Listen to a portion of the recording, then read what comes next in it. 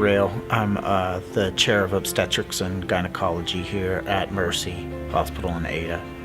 I'm Dr. Laurel Jordan. I'm an obstetrician gynecologist here at Mercy Hospital Ada.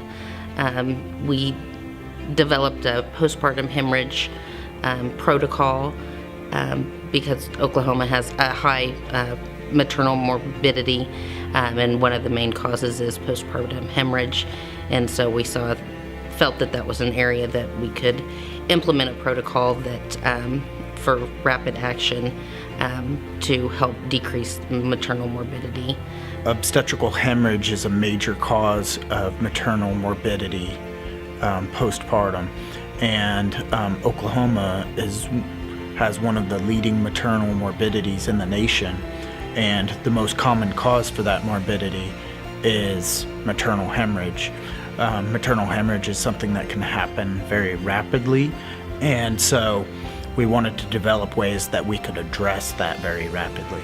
In the setting of postpartum hemorrhage, you have to think about your differential diagnosis because there's many different things that can cause postpartum hemorrhage. It could be due to a cervical laceration, it could be due to an amniotic fluid embolus, or it might be due to uterine atony, which is when the uterus doesn't contract following delivery of the neonate and placenta. So based on what the cause of your postpartum hemorrhage is, dictates what next steps that you're going to take to control the hemorrhage. We developed this over several steps. First thing we did was we attended lectures and a simulation lab on maternal hemorrhage, and that included both developing order sets and protocols to do it, and trying to better define maternal hemorrhage and quantify maternal hemorrhage. We organized drills on postpartum hemorrhage and performed simulation labs also.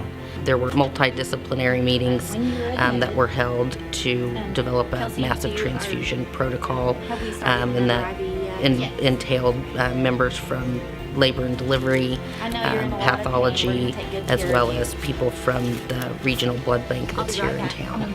And we implemented a postpartum hemorrhage box that was readily available to the nurses, and it has the various medications we can treat postpartum hemorrhage with, as well as a Bakri balloon as well, so that's immediately available to us in the setting of postpartum hemorrhage.